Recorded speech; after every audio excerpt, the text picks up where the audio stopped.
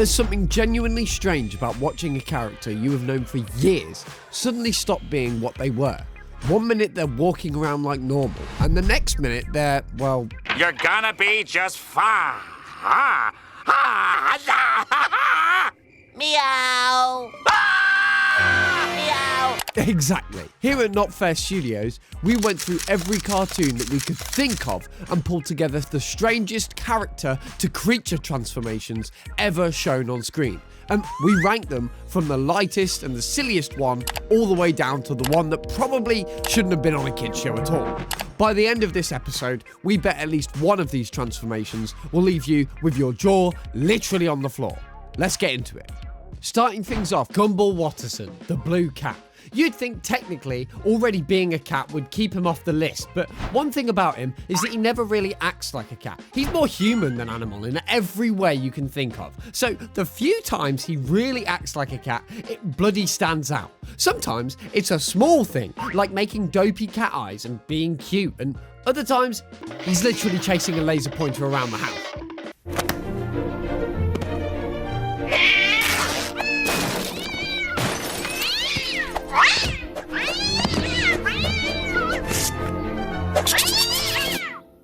It's somehow incredibly adorable and incredibly off-putting at the same time. And if you wanted things to make even less sense, there are real cats in the show. Mom? I know, sweetie. Don't think about it too much. Why does he look so devastated? What the hell are the implications? Actually, Nicole is probably right. Let's not think about it too much, shall we? Onward to the next one. Have you ever thought of what it would be like to become your cat?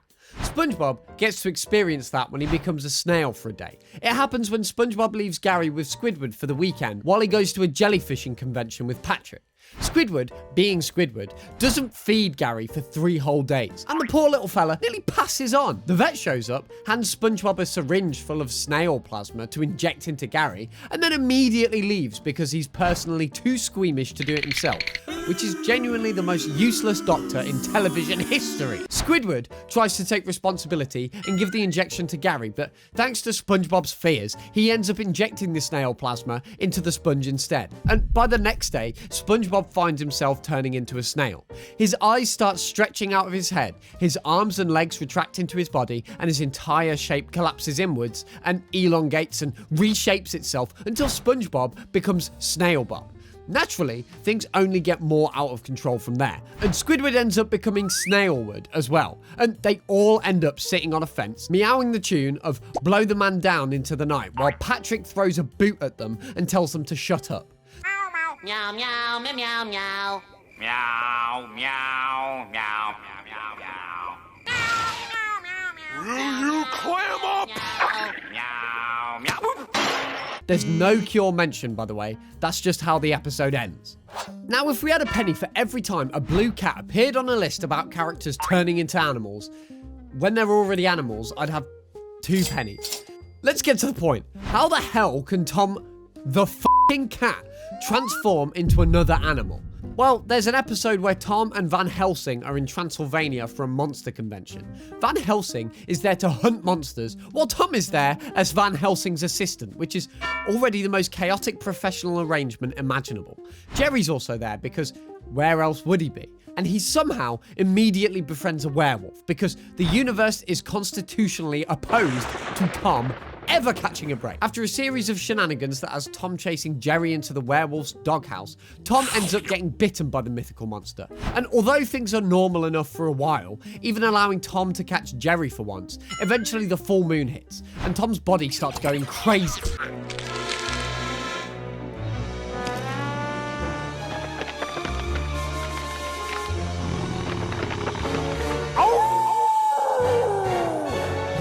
He's already a cat, so what he transforms into isn't exactly a werewolf. It's a werecat, a massive, feral, snarling werecat version of himself who immediately loses all interest in Jerry and turns on Van Helsing instead. Van Helsing, who came specifically to deal with monsters, is not remotely equipped to deal with this. The monster hunter runs for the hills, and the episode ends with Tom driving through Transylvania, Van Helsing hanging off the back of his car and screaming, and Jerry and the werewolf watching them go, knowing that they definitely caused this and not giving a single shit. Alright, let's move on to actual humans for a bit, starting with Daphne Blake. She and the Mystery Inc. gang crash land in the Himalayas and wander into a tavern full of cursed townsfolk who turn into werewolves under a full moon. Scrappy warns Daphne not to drink the liquid on the table because it's wolfsbane, but the redhead doesn't listen. Later on, the moon comes out and the townsfolk transform, and then Daphne, standing by the window, starts to feel it too. We gotta get out of here! Daphne?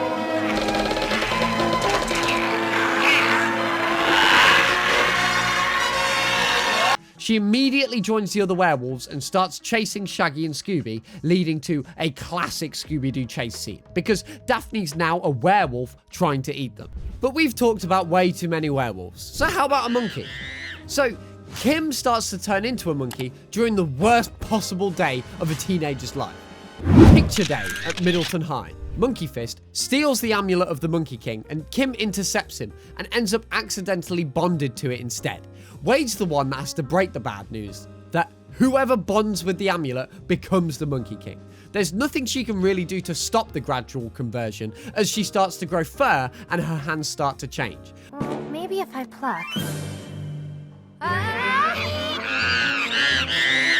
By the time Picture Day arrives, she is a humanoid monkey in a school dress trying her very best not to crash out at the situation. Thankfully, Kim gets cured in the end by accidentally landing on Monkey Fist during a cheer-off. Monkey Fist is arrested for impersonating the school's lemur mascot, and the amulet transfers back to it.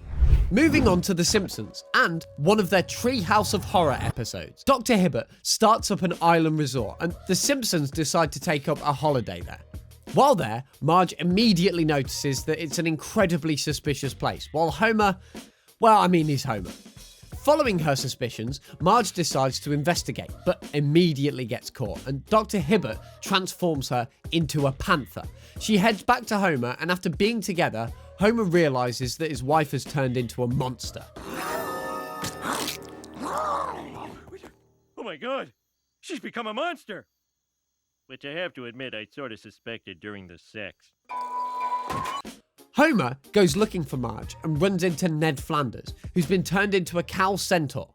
Then he finds Bart, who's now a spider, Lisa, who's now a hawk, and Maggie, who's now an anteater. And she's still using her dummy, even though her mouth is now at the tip of a snout. Maggie! Lisa! We were just playing. By the end of it all, Homer is turned into a walrus and genuinely ends up thinking that this is an upgrade. So they decide to enjoy this transformation indefinitely while relaxing at the resort. But not everyone is content with being animals forever. Take the very first proper episode of the show where Mojo Jojo of the Anubis doghead artifact is an artifact that, when activated, curses everyone around it. The girls confront Mojo. He activates it. They transform instantly into small, superpowered puppies. Powerpuffs. Thankfully, though, they still keep their intelligence because Chemical X apparently overrides some of the less convenient parts of being a dog. Not so fast, Mojo Jojo. Too late, Powerpuffs. You're no threat now. Despite their new canine forms, they still managed to beat the crap out of Mojo Jojo and save the day. But things could have definitely been rough if they hadn't figured things out. Get it? Rough? Moving on. Then there's Totally Spies, where we meet Helga von Guggen, who's a fashion designer that runs a cruise ship. She's developed a machine that can turn people into human-animal hybrids that she's calling furlings because she finds them fashionable. Whatever the hell that means. Clover gets bitten by a bug during the girls' mission.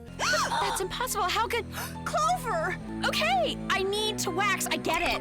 Whatever happened to those passengers? is happening to me? But how? which turns her into a cat hybrid. Despite the new interesting transformation, she doesn't waste any time getting used to her new condition and working with the other furlings to escape with her brains and new powers. She leads them in the most chaotic prison break in espionage history, while Sam and Alex deal with Von Guggen. Meanwhile, in a totally important side story, Clover has been wearing platform shoes to impress a tall boy. But the shoes deflate when she transforms because her feet change shape. She's forced to throw them away, and thankfully the guy's more attracted to her height anyways, so it's not like the transformation is a total bust for her. By the end of the episode, she returns to human form, while Mandy tries to wear platform shoes next to impress the same boy who's frightened of tall girls. Justice delivered with cat ears. Then there's the loudest sister in cartoon history. Drum rolls, please.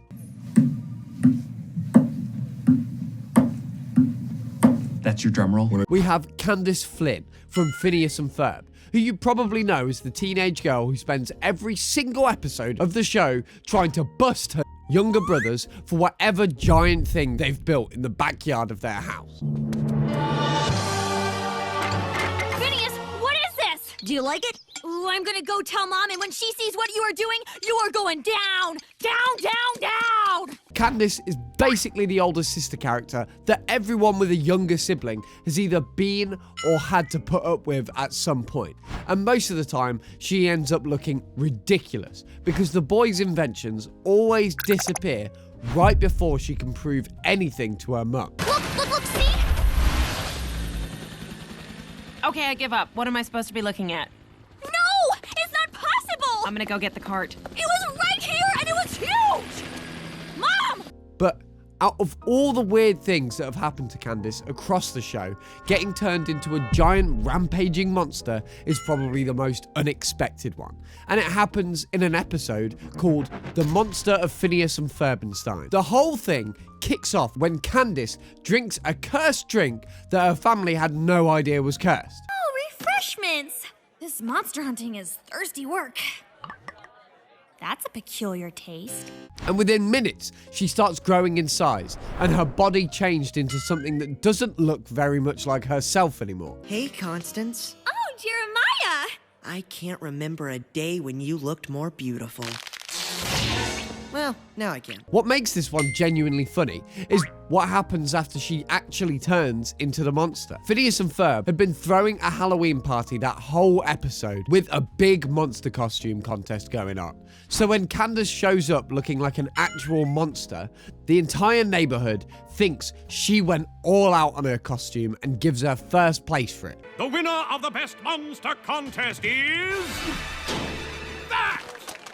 Way to go, Constance. Good show. They're literally handing her a trophy while she's standing there as a real cursed creature. And nobody at the party can tell the difference, which is honestly so on point. The moment passes and people start to clue in that this is not a costume. And the second they figure out she's the real thing, the whole crowd flips and starts chasing her through the streets with torches and pitchforks, like a proper old monster movie. There it is! Wait, no, I'm not the monster! Stick her with this. Oh, well. Candace is running for her life from her own neighbors, yelling, wait, I'm not the monster, while still very much being a giant fucking monster. The show resets and moves on, like always. The other characters on this list were not nearly as lucky. The next character we're talking about is from a show that has put pretty much every single one of its characters through some kind of weird gag at some point. And somehow, Sandy still manages to stand out. Sandy Cheeks from SpongeBob SquarePants is a science-loving squirrel from Texas who lives underwater in a giant glass dome wearing a full diving suit, which is already one of the strangest character setups in any cartoon that has ever existed. So this is my own private little air bubble. This air is the driest, purest, most airiest air in the whole sea. She's also one of the smartest creatures on the show. She's a black belt in karate, and she's wrestled actual sea creatures for fun on multiple occasions. Timeshare vacation scam. Then give in to my fists.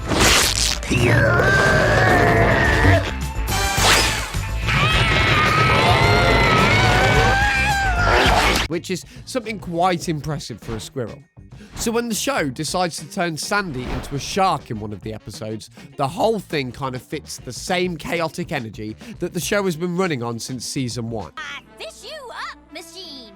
With this device, I'll swap out my squirrel DNA with fish DNA, and then I'll be able to breathe water. Sandy is genuinely not the kind who panics about anything that happens to her.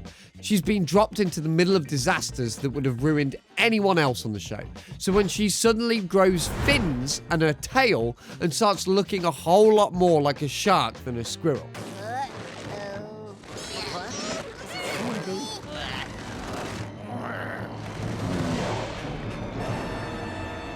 Sandy did not waste a single second. She got straight into business, which is finding food. She's devolved. I gotta help her. Sandy, come back. Meow, meow, meow, meow, meow, meow. She literally tried to eat SpongeBob's pet.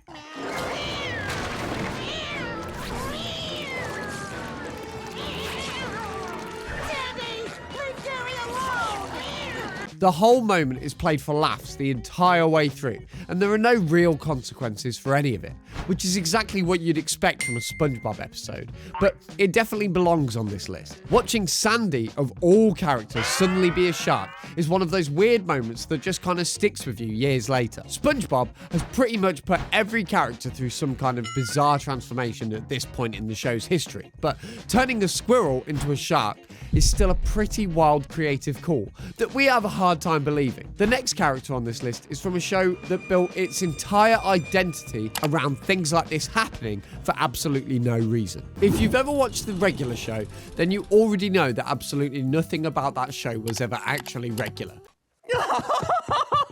I've got you this time, Balloon.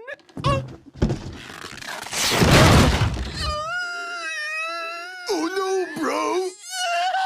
And this transformation honestly fits that pattern perfectly. For anyone who has not seen the show, Pops Mallard is a tall, thin guy with a giant lollipop-shaped head who literally acts like a polite Victorian gentleman that is from another century. He treats every single character that he meets with kindness, even when they absolutely don't deserve it. Yes, of course. Just let me get my billfold. Butterscotch ripple. Ta-ta! And he's one of the gentlest characters on that entire show. Goodness! You can even watch Pops trying to keep being polite while he's changed into a wolf. Oh dear! I can explain! Then Pops finishes the transformation and immediately escapes the place, taking off into the city while everyone realizes they now have to go track down a wolf version of Pops.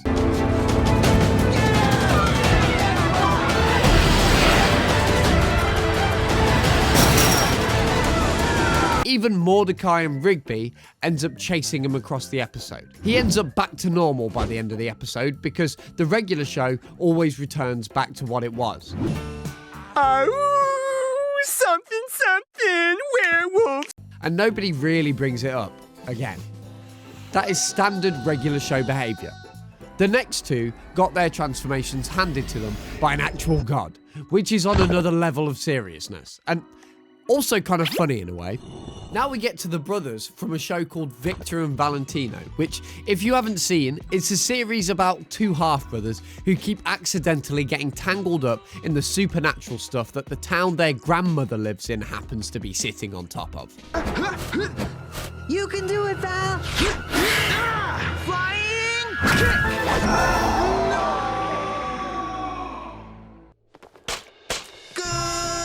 The kinds of troubles that these two end up in are honestly way darker than what you would normally expect from a kids show on Cartoon Network. Where'd he get all those bones? I quit. I have almost everything I came for.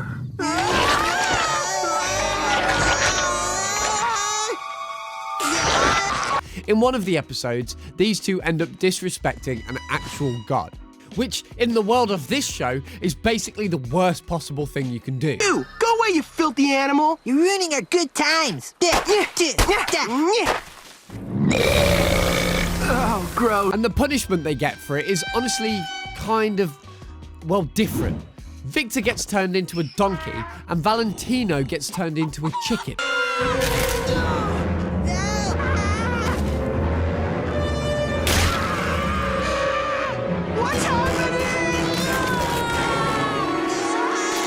Now, think about the casting choice for a second, because that goat clearly knew what he was doing. Victor is the loud brother, who never shuts up, so he became a donkey, which is the loudest possible animal he could think of. No fingers! It's that goat! His gross bird made us into gross animals. Yeah, let's get that stupid old... Hey, where'd he go? There he is! Hey, goat! Valentino is the cautious and nervous one, so he became a chicken. They say a chicken is the international symbol for being a coward. And we totally get it now. The god could have made them into snakes or eagles or anything cool, and instead he picked the two animals most likely to embarrass them both. The show forces them to actually be these animals for most of the runtime. No homework, no baths, no house, no grandma's cooking. Being an animal is the worst! They had to figure out how to communicate and how to keep being brothers when one of them is now a bird.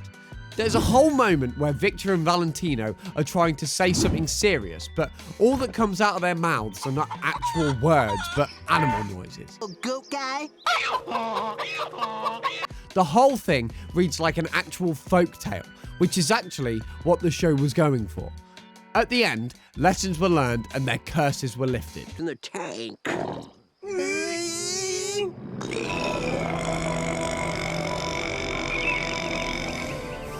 That is not pleasant. At least we're back to normal. The next one is where the laughs eventually start to dry up. Chloe Park is a 10-year-old prodigy who's already enrolled into college. Good job in there. Yeah, that was great. And she's one of the best human characters on the show.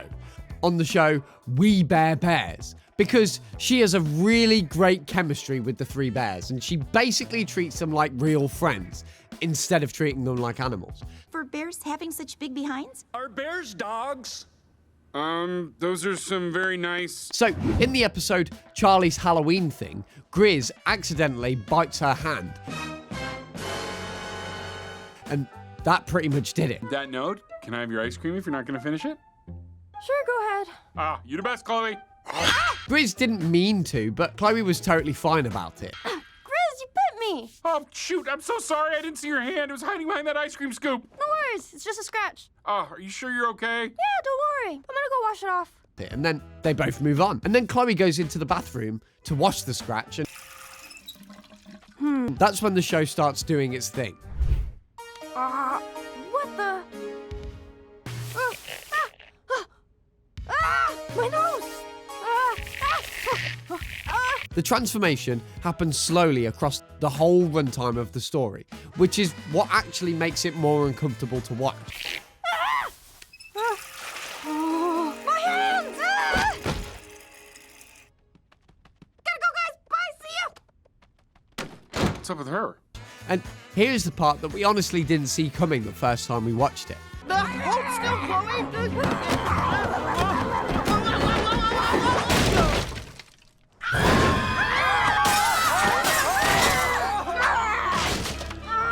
The episode doesn't really fix what happened to her. By the end of the story, Chloe is a full bear, and she can't really speak anymore. The show didn't even bother turning her back into being a kid.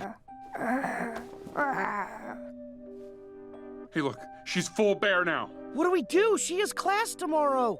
And it does eventually get reset, because the next time Chloe shows up in the show, she's back to being a kid again. But the way the actual episode itself ends is one of the strangest beats in the entire run of We Bear Bears.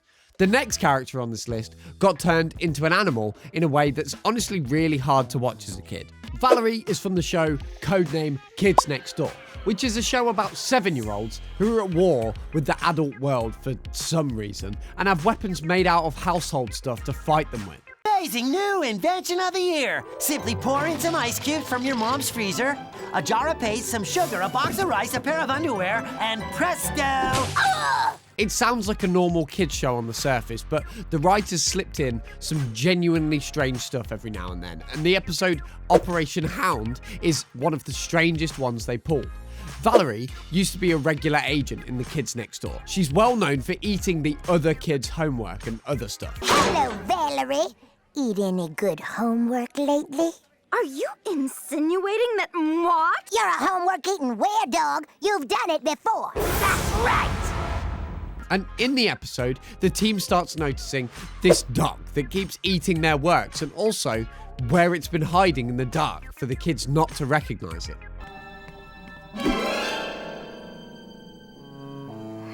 Man, number 5's been in there for over an hour. Do you think she's okay? Then comes the reveal that the dog is actually Valerie. Hey, flea bags!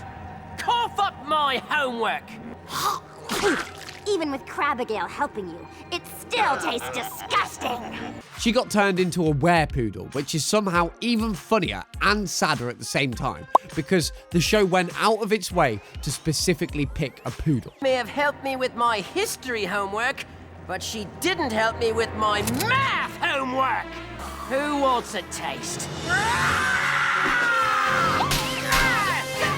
She didn't get turned into a wolf or a Doberman or anything cool. We actually get to see Valerie make a full change into the were-dog in the episode. So incorrect! And stop him! Call off your mutts! Abigail. It was definitely not subtle either. Her whole body shifted. Even her curly poodle hair grew in. And we were in there watching the show, fully committed. We had no idea Valerie was going to change into a were-dog. She finds a bag full of homeworks and reports, and she ends up eating the whole thing. And once she's satisfied, she just changes back into a kid like nothing happened. Yes, Wallaby? How do you cure cruddy were-doggalism? A good question. Destroy the queen were-dog. That's me. But the only way to do that is by removing the cursed necklace I'm wearing. So a bag of reports must be the cure. That is honestly an unhinged way to wrap up a transformation, and kind of a cool one. We genuinely can't believe the next character's transformation got approved at all. Irwin is from The Grim Adventures of Billy and Mandy, a show about a kid named Billy and also an angry kid named Mandy, who beat the Grim Reaper in a limbo contest, and now Grim is stuck being their best friend forever. Yeah, and now you're our best friend forever! I am the Grim Reaper, master of the forces of life! Grim hates them to the fullest, but they don't seem to care. Somehow that keeps going on for 4 straight seasons. Irwin is Billy's other best friend who shows up in basically every episode. Hello, friends! He has these giant glasses on, and he has a hopeless crush on Mandy that the show milks for jokes constantly. Mandy, would you go to the dance with me? He's the most harmless kid on the show, and most of the time, he's just trying really hard to be cool, and he ends up getting beat up by Mandy's words. Me, the dance! Oh, the answer. Nope. Then, in the episode Tween Wolf, Irwin gets bitten.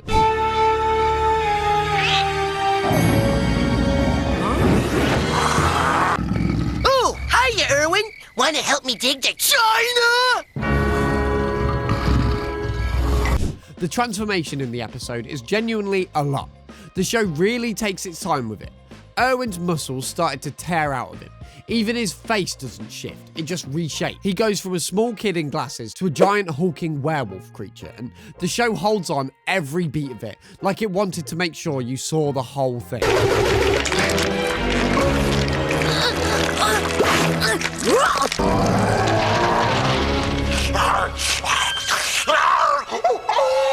Watching it back as an adult is honestly a slightly weird experience. This is too much horror for a kids show. Here she's very much interested. No. Once around again, please. Another prance around for the huge dog with glasses. And also, out of every character on the show they could have picked, the writers went with Irwin, which is the kid who already gets dunked on every single week. He genuinely can't catch a break. And he goes back to normal by the end of the episode because the show never lets anything stick. And it's one of the most embarrassing moments for him.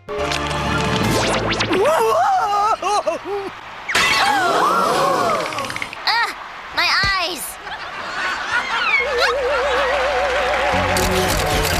This scene is the kind of thing you remember years later.